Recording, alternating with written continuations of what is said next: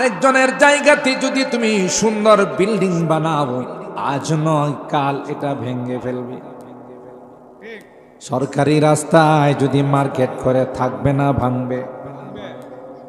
কারণ এই জায়গাটা আমার নয়, এটা আরেকজনের জায়গা। জুড়ে বলুন ঠিক না বেঠিক? এই জন্য তো কবি বলেন, পরের জায়গা পরের জমি ঘর বানিয়ে আমি রই। পরের জায়গা পরের জমি ঘর বানিয়ে আমি রই, আমি তো সেই ঘরের মালিক নই।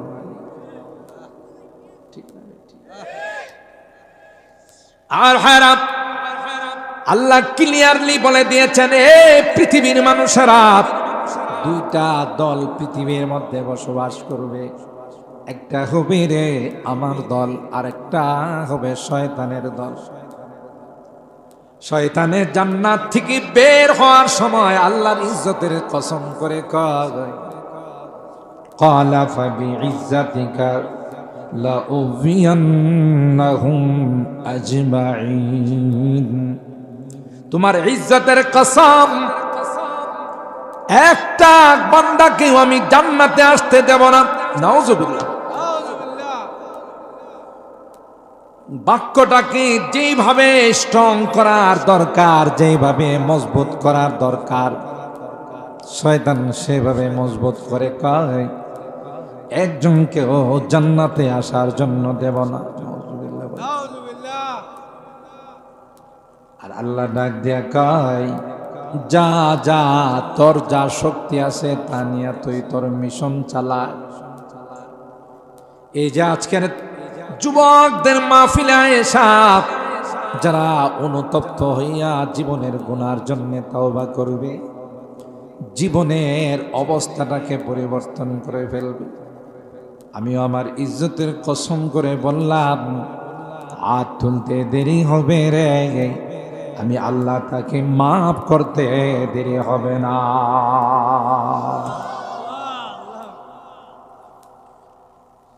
আমার ভাইরা, এই জন্য আল্লাহ কোরআনে কারীমের মধ্যে ক্লিয়ারলি জানাই দিয়েছেন, ইয়া আইয়ুহান নাস ইন্না ওয়াদাল্লাহি হক ফালা তাগুররান্নাকুমুল হায়াতুদ দুনিয়া ওয়ালা ইয়াগুররান্নাকুম বিল্লাহিল গরুর। হে পৃথিবীর মানব সকল, ওয়াদা দুই দিক থেকে হবে। একটা হবে আমার দিক থেকে, আর একটা হবে শয়তানের দিক থেকে। শয়তানের যত ওয়াদা করব সব ডাহা মিথ্যা, কারণ হের জন্মের মধ্যে দোষ আছে। সমাজের মধ্যে যদি কেউ খুব খারাপ হয়, দুষ্ট হয়, অনেকে কয় না যে মনে হয় একটু সমস্যা আছে, গোড়াতে সমস্যা আছে, জাতে সমস্যা আছে। ওয়াকানা মিনাল জিন, এটা তো লেবাস আবাস, পোশাক আশাক লাগায়া বুজুর্গ সাজে, আল্লাহওয়ালা সাজে, আসলে তো জাতে কাফের। শয়তান জাতে কি? কাফের। কিন্তু লম্বা জুব্বা লাগায়া, পাগড়ি পগড়ি লাগায়া বুঝাইছে যে আমি সবচেয়ে বড় বলি। আসলে এটা তার আসল পোশাক না, এটা ধোঁকা দেওয়ার পোশাক।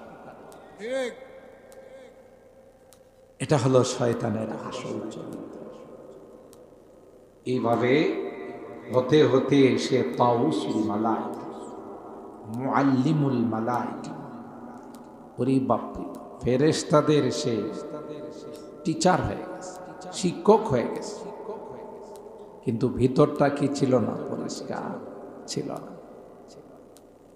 নিজের অপরাধের কারণে, নিজের পাপের কারণে, বেয়াদবির কারণে, আল্লাহর সঙ্গে নাফরমানি করার কারণে আল্লাহ বলেন ফাখরুজ মিনহা ফাইন্নাকা রাজিম।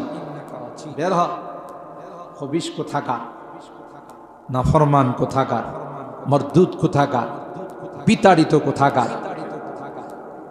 ওয়া ইন্না আলাইকা লা'নাতি ইলা ইয়াউমিদ্দিন, তোর উপর আমার অভিশাপ কিয়ামত পর্যন্ত। সন্তান দুই রকমের হয়। কিছু সন্তান হলো মা বাবা যদি রাগ করে বুঝে যে আমার দুনিয়াও বরবাদ পরকালও বরবাদ, এই জন্য ভুল করলে মা বাবার কাছে যায় ক্ষমা চায় যে বাবা আমি বুঝতে পারছি না, আম্মা আমি বুঝতে পারছি না, আব্বা আমি বুঝতে পারছি না, আমারে মাফ করে দেন। ঠিক না? এটা হলো আসল সন্তান।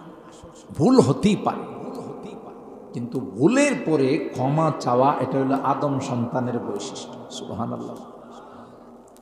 আবার কিছু দেখবেন অপরাধ আর ভুল হয়ে গেলে মা বাবা যদি রাগ করে উল্টা হেও তর্ক করে। আছে না চাঁদপুরে, আনন্দপুরে, ব্রাহ্মণবাড়িয়াতে, এই তুই বাইরো, আমার বাড়ির থেকে বাইরো, তুই আর কোনোদিন আমার বাপ বলে ডাকিস না। হে যদি আদম সন্তান তাহলে কি করত? ভুলে গেছে, আমি আর জীবন আমার এবারের মতো মাফ করে দেব। কিন্তু যখন উল্টা তর্ক করে আবার মুখে মুখে কথা কয়, বোঝা গেল এটা শয়তানের চালা। হযরত আদম, আল্লাহ বললেন আদম হাওয়া তোমরা জান্নাতে থাকো, জান্নাতের যে কোনো ফল খাও, কোনো নিষেধ নাই রে, যেখানে ইচ্ছা সেখানে বিচরণ করো যাও, কিন্তু ওয়ালা তাকরাবা হাযিহিশ শাজারা ফাতাকুনা মিনাজ জালিমিন। ওই গাছটার ফল খাওয়া তো দূরের কথা, ওইটার ধারে কাছেও কিন্তু যাওয়া যাবে না। এখানে অনেক কাহিনী আছে, কারণ হযরতে আদমকে তো আল্লাহ জান্নাতের জন্য বানান নাই, দুনিয়ার জন্য বানাইছেন। কোনো না কোনো অজুহাত দিয়ে তো আল্লাহ দুনিয়াতে পাঠাবেন। ঠিক না বেঠিক? এটার জন্য আল্লাহ বলেন সব খাও, কিন্তু এই গাছের কাছেও যেও না।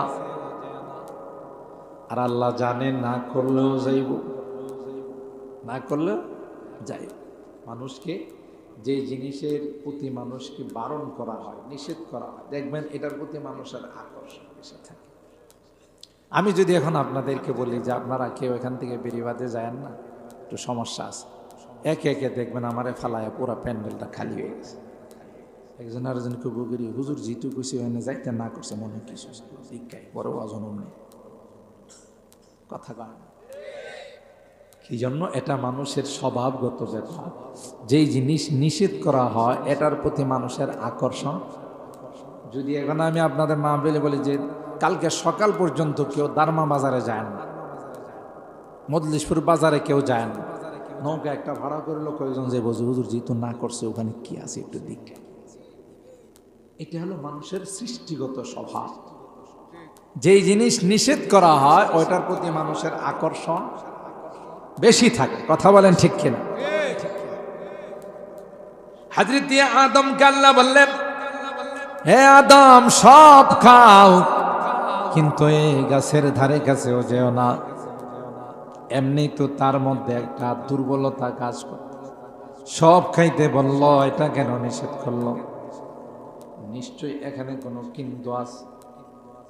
ইবলিস হযরত আদমকে সিজদা করে নাই, আল্লাহর হুকুম অমান্য করার কারণে আল্লাহ জান্নাত থেকে বের করে দিলেন। ইবলিস আল্লাহর কাছে শপথ করে আসে যে আদমের কারণে, যে হাওয়ার কারণে জান্নাত থেকে বের হলাম, এদের একজনকেও পুনরায় জান্নাতে আসতে দেব না। আর হায়রাম ধোঁকা দিয়ে হযরত আদম আর হাওয়াকে জান্নাত থেকে বের করে দিল। নাউজুবিল্লাহ, জোরে বলি। আসলে তো আল্লাহ জান্নাতের জন্য বানায় না, আল্লাহ তো আদমকে দুনিয়াতে পাঠাবেন। আর শুধু আদম আর হাওয়া নয়, ঘর গোষ্ঠী সবাইকে নিয়ে জান্নাতে যাবে। সুবহানাল্লাহ। এজন্য আল্লাহ বলেন, ইয়া আইয়ুহান নাস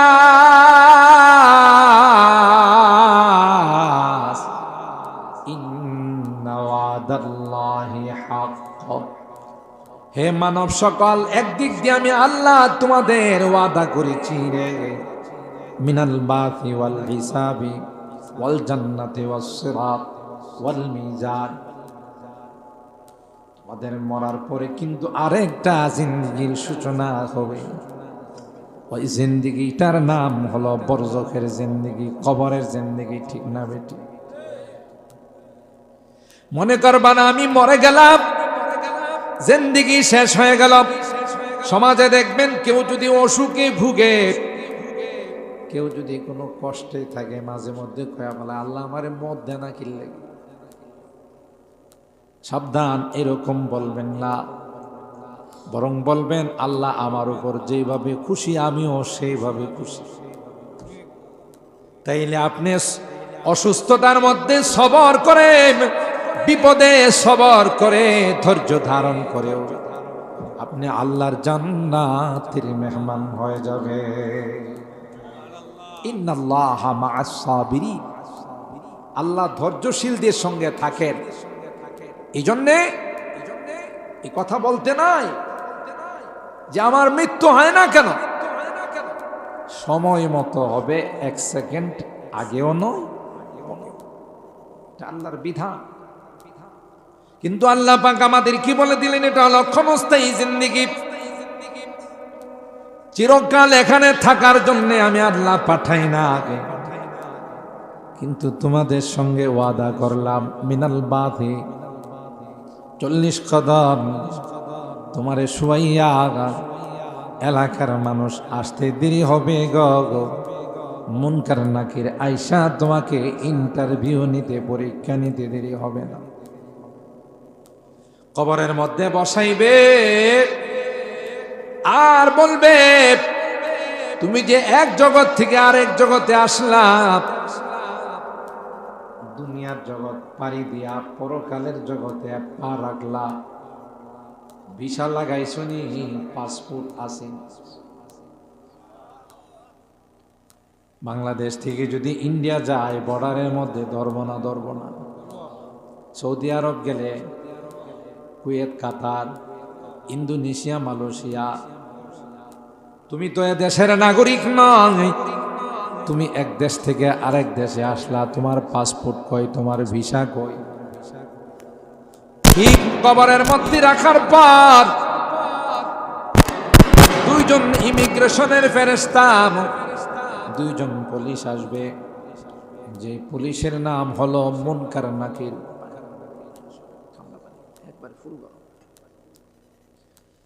মুনকার নাকির বলবে, মার রব্বুক, এ ভাই তুমি যে দুনিয়ার জিন্দেগি থেকে বরজখের জিন্দেগিতে আসলা, কবরের জিন্দেগিতে আসলা, পাসপোর্ট কই রে, ভিসা কই?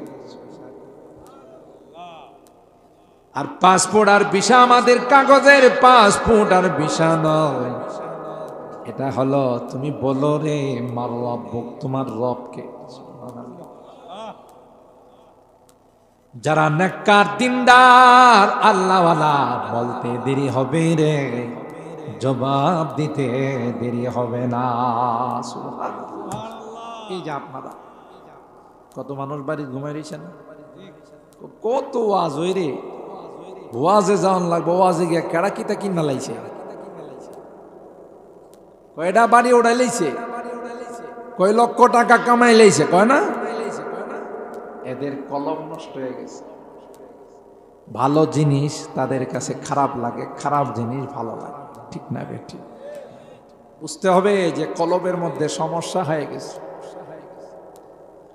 আর যাদের মাহফিল ভালো লাগে, নসিহত ভালো লাগে, কোরআনের আলোচনা ভালো লাগে, দ্বীনের কথা যাদের ভালো লাগে, বুঝতে হবে যে দিলটা এখনো পরিষ্কার আছে। সুবহানাল্লাহ। এজন্য মুনকার নাকির আয়সা প্রশ্ন করতে দেরি হবে। যারা শীতের মধ্যে ঠান্ডা পানি দিয়া উজু কইরা নামাজে গেছে, মাহফিলে বসে রইছে, কোরআনের কথা শুনছে। এরা মন কান্না কিরি কইব, মিয়া বুঝো না, কম্বল বাদ দিয়া লেপ বাদ দিয়া যায় মাহফিলের নিচে বসে রইছি, ফ্লোরের মধ্যে, মাটির মধ্যে, তোমার এই প্রশ্নের জবাব দেওয়ার জন্য। মার রাব্বুক, যখন বলবে তোমার রব কে, জবাব দেবে রব্বি আল্লাহ, আমার রব আর কেউ নয়, আমার রব হলেন একমাত্র আল্লাহ। আপনারা আমারে প্রশ্ন করতে পারেন, হুজুর আমরা তো আনন্দপুরের মানুষ, চাঁদপুরের মানুষ, আমরা তো বাংলা ছাড়া কিছু বুঝি না, আপনি বাংলা কইতাছেন, এই জন্য আমরা কিছু বুঝতেছি। ফেরেশতা যদি আমরা আরবিতে কয় তাহলে এটা তো বুঝবো না, কি কইতেছে না কইতেছে এটা কয় না, তখন আপনি আরবি বুঝবেনও, আরবি কথাও কইতে পারবেন। সুবহানাল্লাহ। কে দিবেন এই শক্তি? এখন যে বাংলাতে কথা বলেন, এই শক্তি কে দিছে? আরবরা যে আরবিতে কথা কয়, কে দিছে? আমেরিকানরা যে ইংলিশে কথা কয়, এই শক্তি কে দিছে? ইন্ডিয়াওয়ালারা যে হিন্দিতে কথা কয়, এই শক্তি কে দিছে? পাকিস্তানওয়ালারা যে উর্দুতে কথা কয়, এই শক্তি কে দিছে?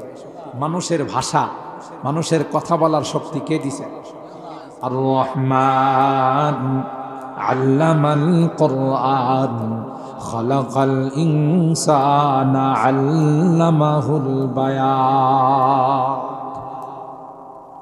আল্লাহ বলেন, আমি তোমাদেরকে শুধু বানিয়ে ছেড়ে দেই নাই, কে কোন ভাষায় কথা বলবা, কে কোন জুবান দিয়ে কথা বলবা, এটাও আমি আল্লাহ তোমাদেরকে শিখাইছি। ওয়ামিন আয়াতিহি খালকুস সামাওয়াতি ওয়াল আরদ ওয়াখতিলাফু আলসিনাতিকুম ওয়া আলওয়ানিকুম ইন্না ফি যালিকা লাআয়াতিন লিল আলিমিন। আল্লাহ বলেন, একরকম বানাই নাই। আজকের এই মাহফিলে যারা উপস্থিত হয়েছে, একজনের চেহারার সাথে আরেকজনের চেহারার মিল নাই, আছে? আঙ্গুলের ছাপ নেয় না দলিল করতে গেলে, আঙ্গুলের টিপ দেন, টিপ দেন। এটা বুঝেননি কি লাগে? এটা ইংলিশে বলে ফিঙ্গার, ফিঙ্গার চাপ। এই যে আমার বৃদ্ধ আঙ্গুলের যে দাগগুলো আছে, এটা পৃথিবীর কাহারোর সাথে মিলবে না। সুবহানাল্লাহ। কালকে কয়ে এই বেশকমটা কে করছে? এই জন্য যারা সিগনেচার করতে পারে না তাদেরকে বলেন যে আপনি বৃদ্ধাঙ্গুল দিয়া চাপ দেন, টিপ দেন। একটা মানুষের আঙ্গুলের সাথে আর একটা মানুষের আঙ্গুলের মিল নাই। এটা তো স্বাস্থ্যমন্ত্রী বানাইছে, হ্যাঁ? এফসিবিএস এফআরসিএস করা ডাক্তাররা বানাইছে, এমবিবিএস ডাক্তাররা বানাইছে। কে বানাইছে? আল্লাহ। আল্লাহ বলেন, গোলাপ একরকম করে বানাই নাই। একজনকে লম্বা, আরেকজনকে খাটো, একজনকে সুন্দর, আরেকজনকে কালো করে বানাইছি। কে বানাইছে? আল্লাহ। এটার মধ্যে দুনিয়ার কোনো মানুষের হাত নাই। আল্লাহ বলেন, আসমানটাকে বানাইলাম, জমিনটাকে বানাইলাম, গোটা আসমানের মধ্যে কোথাও কোনো রকমের পিলার নাই। জোরে বলুন ঠিক কিনা? পারবে দুনিয়ার কোনো মানুষ একটা সামিয়ানা বানাইতে পিলার ছাড়া? কথা বলেন। এ মুসলমান, খুব ভালো করে মনে রাখেন, আল্লাহ পাক রব্বুল আলামিন গোটা আসমানটাকে বানাইছেন, কোথাও একটা পিলারও নাই। জোরে বলুন সুবহানাল্লাহ। দেখেন, যদি নদী ভরাট করেন, পুকুর ভরাট করেন, পানির মধ্যে যদি বালু ফালায়, এটা নরম থাকে না শক্ত হয়? নরম। আস্তে আস্তে যখন শুকায়, তখন আস্তে আস্তে এটা শক্ত হয়। আল্লাহ বলেন, গোটা পৃথিবীটাকে আমি আল্লাহ পানির উপর মাটি বানাইলাম। ও বান্দা, তোমাদের চলাচলের মধ্যে সমস্যা হবে, এই জন্য তোমাদের যেন কষ্ট না হয়, আমি আল্লাহ বিভিন্ন জায়গাতে বড় বড় পাহাড় বানাই দিলাম। পাহাড় কি ভূমিমন্ত্রী বানাইছে? যে মন্ত্রীর দায়িত্ব আছে জমি জমা রেজিস্ট্রেশন করা ইত্যাদি, এই মন্ত্রী বানাইছে? কে বানাইছে? আল্লাহ। কোনো জায়গাতে বালুর পাহাড়, কোনো জায়গাতে পাথরের পাহাড়, কোনো জায়গাতে মাটির পাহাড় কে বানাইছে? আল্লাহ বানাইছে। সুবহানাল্লাহ। আল্লাহকে এই দিনই একটু চিন্তা কর। তুমি যখন দুনিয়ার থেকে যাবে কবরে জিন্দেগি, তখন প্রথম প্রশ্ন হবে মারলাম, আরবিতে প্রশ্ন হবে, আরবিতে জবাব হবে। যে আল্লাহ বাংলাতে কথা বলাইতে পারেন সে আল্লাহ আরবিতেও ক্ষমতা আল্লাহর আছে না? আল্লাহ কথা বলাবে, বুঝার শক্তি দিবে, যিনি শুনবে সেও বুঝবে, বলতেও। প্রথম প্রশ্ন হবে আমার রব্বুক, তোমার রব কে? যারা ইমানদার নেককার, যারা কষ্ট করে নামাজ পড়ে রোজা রাখে, কোরআনের মাহফিলের মধ্যে আসে, সাথে সাথে বলবে রব্বি আল্লাহ, আমার রব আর কেউ নয়, আমার রব হলেন আল্লাহ। দ্বিতীয় নাম্বার প্রশ্ন হবে ওমা দীনুক, তুমি কি হিন্দু ধর্মের ছিলে, নাকি বৌদ্ধ ধর্মের ছিলে, নাকি খ্রিস্ট ধর্মের ছিলে, নাকি ইহুদি ধর্মের ছিলে? কোন ধর্ম ছিল? তোমার ধর্মের নামটা কও। যারা মুসলমান আমরা সুজা বলে ফেলবো দীনিয়াল ইসলাম। কি বলবো? আমাদের ধর্ম হলো ইসলাম।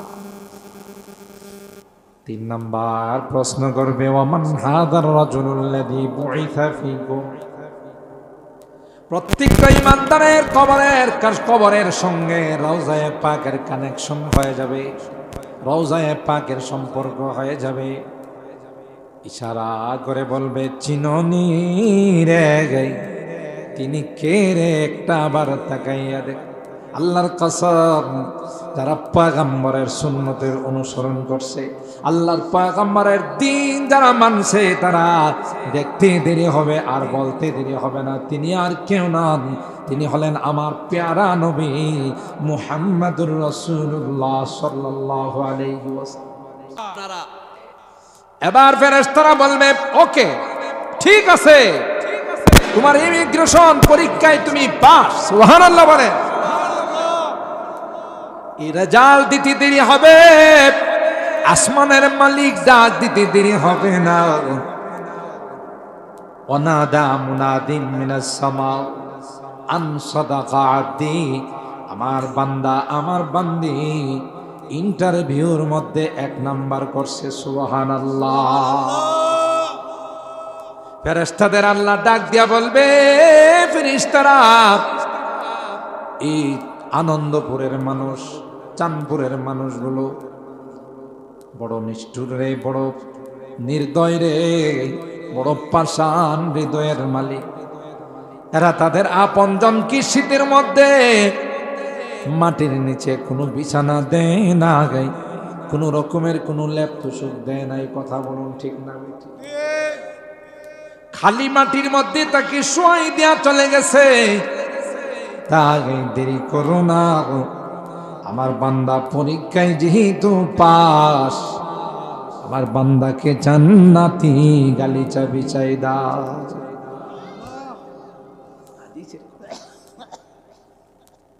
ওয়াজ তো শুনি আমরা, কিন্তু নিজেদের সদাই করার ওয়াজ কি নিয়ে আমার কবরে যাইতে হবে? পাসপোর্টটা রেডি আছে কি, ভিসাটা রেডি আছে কি, আর ভিসাই বাকি, পাসপোর্টই বাকি, বুঝতে হবে। আর এটি বুঝার জন্য এই সকল দিনের মাহফিলগুলো বসে আমার কাছ থেকে মনে করেন 1 ঘন্টা কিচ্ছা শুনলেন, মাশাআল্লাহ। আমিও যদি শুরু করি আপনারা 3 ঘন্টা উঠবেন, বলবেন জি জি মজার ওয়াজ করছে, কিন্তু এতে আপনি পাইলেন কিচ্ছা কাহিনী শুনে চলে গেলেন।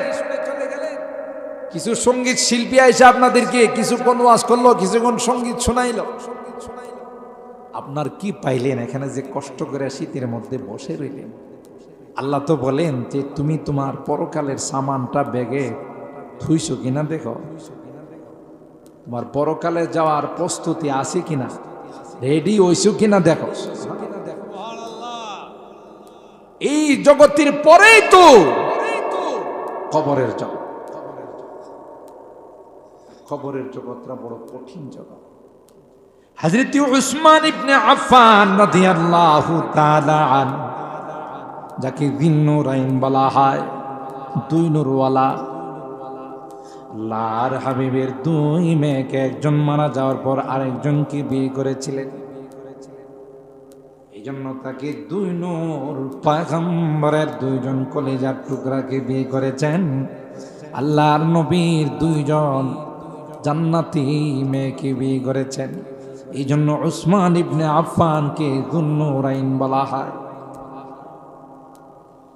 আল্লাহর হাবিব এত ভালোবাসতেন উসমানকে, ডাক দিয়া কব, আমার যদি আরেকটা মেয়ে থাকতো রে, উসমানের মতো এত নেককার জামাইয়ের কাছে আরেকটা মেয়ে বিয়ে দিত। উসমান ইবনে আফফান অনেক ধনী সাহাবী ছিলেন। নিজের সম্পদ সব আল্লাহর রাস্তায় বিলিয়ে দিয়েছেন। বুখারী শরীফের মধ্যে আসে, সাহাবায়ে কেরাম পানি পান করার জন্য কিছু পান না। ইহুদির একটা কুয়া আছে, 400 দিরহাম দিয়ে কিনা লাগে। ও ভাই, তখনকার 400 দিরহাম এখনকার 400 কোটি। আল্লাহর হাবিব বললেন, কে আছো? এই কুয়াটা আমার সাহাবীদের জন্য কিনে দিবা, আমি তার জন্য জান্নাতের ওয়াদা দিলাম। জোরে সুবহানাল্লাহ। উসমান দাঁড়াইয়া কয়, লাব্বাইক ওয়া সাদাইক ইয়া রাসূলুল্লাহ। ওগো পয়গম্বর, আপনার সাহাবী উসমান থাকতে এই কাজ আর কেউ নয়, উসমান 400 দিরহাম দিয়ে এটা কিনে দিবে। दुनिया ये सखावत में तेरा नाम रहेगा, दुनिया ये सखावत में तेरा नाम रहेगा, उस्मान तेरा नाम से इस्लाम फैलेगा, दुनिया ये शुजाअत में तेरा नाम रहेगा, दुनिया ये शुजाअत में तेरा नाम रहेगा, हैदर तेरा नाम से इस्लाम फैलेगा। খাইবরের যুদ্ধে পয়গম্বর বলেন, পতাকা আরেকজন সাহাবী হাতে নিবে গো। যে সাহাবী হাতে নেওয়ার পর আর মুসলমান পরাজয়ের চেহারা দেখবে না, আল্লাহ তার মাধ্যমে বিজয়ের চেহারা দেখাবে। তিনি কে? শেরে খুদা হযরত আলী কাররামাল্লাহু ওয়াজহা। হযরত উসমান এত বড় সাহাবী, ইসলামের 3 নম্বর খলিফা, মুবাশশার বিল জান্নাত, দুনিয়াতে থাকতেই জান্নাতের সুসংবাদ পেয়েছে। হযরত উসমান যখন গুরুস্থানের পাশে যান, উসমানের কান্না ধরে রাখতে পারেন না। উসমান কান্দে রে, চোখ দিয়া পানি পয়রা গাল ভাসে, দাড়ি ভিজে, পানিগুলো টপ টপ করে পড়তে থাকে। সাহাবায়ে কেরাম বললেন, উসমান, জান্নাতের আলোচনা হয়, জাহান্নামের আলোচনা হয় রে উসমান, তোমাকে এত কান্দে দেখি। উসমান, কবরস্থানের কাছে গেলে তুমি এত কেন কান্দো? হযরত উসমান ইবনে আফফান বলেন, এ সাহাবীরা রে, আল কবর ইন্নাল কবরা আউয়ালু মানজিলিন মিন মানাজিলিল আখিরা। পরকালের যে ঘাটিগুলো শুরু হবে রে, যেখানে চেক শুরু হবে, যেখানে প্রশ্ন শুরু হবে, প্রথম ঘাটি হলো, প্রথম চেক পোস্ট হলো কবর। কবরে ইমিগ্রেশনের ফেরেশতার কাছে যদি আমি ধরা পড়ে যাই, তাইলে বাকিগুলো আমার জন্য কঠিন হয়ে যাবে। আর যদি এখানে পার পায়া যায়, বাকিগুলো আমার জন্য সহজ হয়ে যাবে। আমি জানি না আমি কবরে ধরা পড়ব না ছাড়া পড়ব। এই জন্য কবর দেখলে আমার কান্না আসে রে, আমি নিজেকে কন্ট্রোল করতে পারি না। ও ভাই, নবীর সাহাবী ওসমান ইবনে আফফান, ইসলামের 3 নম্বর খলিফা, আল্লাহর পয়গম্বরের 2 মেয়ের জামাই, জান্নাতি সুসংবাদ প্রাপ্ত সাহাবী ওসমান যদি কবর দেখলে কান্দে, তাইলে আমার আপনার কি অবস্থা হবে? জোরে কোন সুবহানাল্লাহ। ওসমানের যদি অবস্থা হয়, তাহলে আমার আপনার কি অবস্থা হবে? হযরতে আবু বকর গাছের ঢালে যদি পাখি বসা দেখছে, পাখির দিকে তাকিয়া আবু বকর কান্ত আর বলতো আলাইতানি কুনতু আখরাসা ইল্লা আন যিকরিল্লাহ। আল্লাহ, আমি যদি পাখিটার মতো হয়ে যাইতাম তাইলে কত ভালো হতো। এই পাখিটার কোনো হিসাব নাই, আমি আবু বকরের হিসাব হবে রে। আমি আবু বকরের জীবনের হিসাব নিকাশ দিতে হবে। সুবহানাল্লাহ। জমানা বয়ক হালে रहता नहीं, जमाना बैक हाल रहता नहीं, गुज़िश्ता ज़माना फिर आता नहीं, गुज़िश्ता ज़माना फिर आता नहीं। ও ভাগ যায় দিন আর কোনোদিন ফেরত আসে। 2023 সনকে আর কোনোদিন পাওয়া যাবে? 24 সন শুরু হয়ে গেছে, 24 যাবে রে, 25 যাবে। জামানা কাল তার গতিতে চলতে থাকে। 24-এ আমি থাকবো না, 25-এ অমুক থাকবে না, 26-এ অমুক থাকবে না, কিন্তু জামানা তার গতিতে চলতে থাকবে। मौत जिस दिन आ गई मुर्दा की हालात क्या हुई, मौत जिस दिन आ गई मुर्दा की हालत क्या हुई, रूह तन से उड़ गई मुर्दा की हालत क्या हुई। আমার এই পিঞ্জিরার থেকে, খাসার থেকে পাখিটা যখন উড়ে চলে যাবে কি হবে? আমার আশপাশে মানুষগুলো কাঁদবে, হায় হায়, আমার সন্তানদের আর্তচিৎকারে আকার বাতাস ভারী হয়ে যাবে। বন্ধু বান্ধব আত্মীয় স্বজনের কান্নায় কান্নার রুল পড়ে যাবে, কিন্তু আমাকে কেউ রাখবে? ঠিক না? ঠিক। मौत जिस दिन आ गई मुर्दा की हालत क्या हुई, रूह तन से उड़ गई है मुर्दा की हालत क्या हुई। ওই তুই তের অতীতের ইতিহাস তালাশ করে দেখো, অতীতের ইতিহাস তালাশ করে দেখো। কারণ ছিল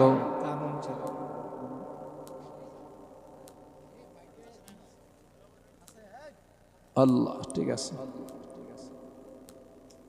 আল্লাহ, হ্যাঁ ঠিক আছে। কারণ ছিল, হামান ছিল, নমরুদ ছিল, ছোটখাটো ছিল না, বড় ছিল, ঠিক আছে। পাওয়ারফুল ছিল না, শক্তিশালী ছিল না, আছে না গেছে। কুজা কারুন, কুজা ফিরআউন, কুজা নমরুদ, শুধু হামান, কুজা শওকতে শাহ, কুজা তখতে সুলাইমানি। कैसे कैसे ताजदारा बादशाह चल बसे, ओ खजीना बाला खाना शान शौकत क्या हुई। সব চলে। মোহতারাম হাজিরি, সময় শর্ট, আমি শব্দটার উপর আলোচনা শুরু করছি যে আজকের এই মাহফিল আনন্দপুর উত্তরপাড়া হিজবুল্লাহ অত্যন্ত চমৎকার একটি, অত্যন্ত সুন্দর একটি শব্দ। পৃথিবীতে আমরাও চাই কিয়ামত পর্যন্ত আল্লাহর দলের হয়ে থাকবো, ঠিক না বেঠি? কার দলের হব না? বলুন বলুন, কার দলের?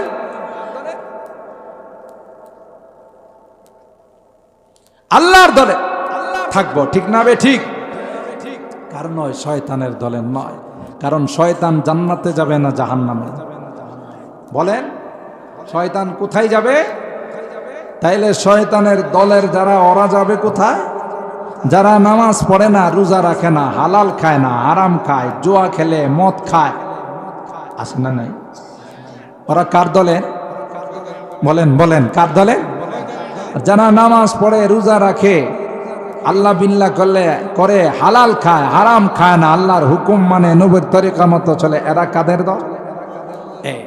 কোরআনে আল্লাহ বলেন, আলা ইন্না হিজবাশ শাইতানি হুমুল খাসিরুন।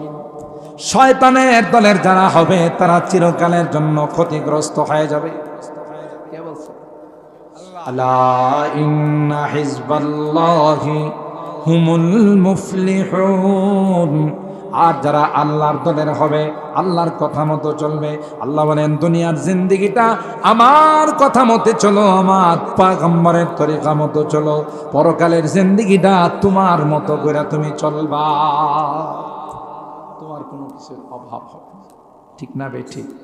আমি ধন্যবাদ জানাই, মোবারকবাদ জানাই আমার এই যুবকদেরকে, যারা এই সংগঠনের এই সুন্দর নাম দিয়ে আজকের এই সুন্দর আয়োজন করেছেন।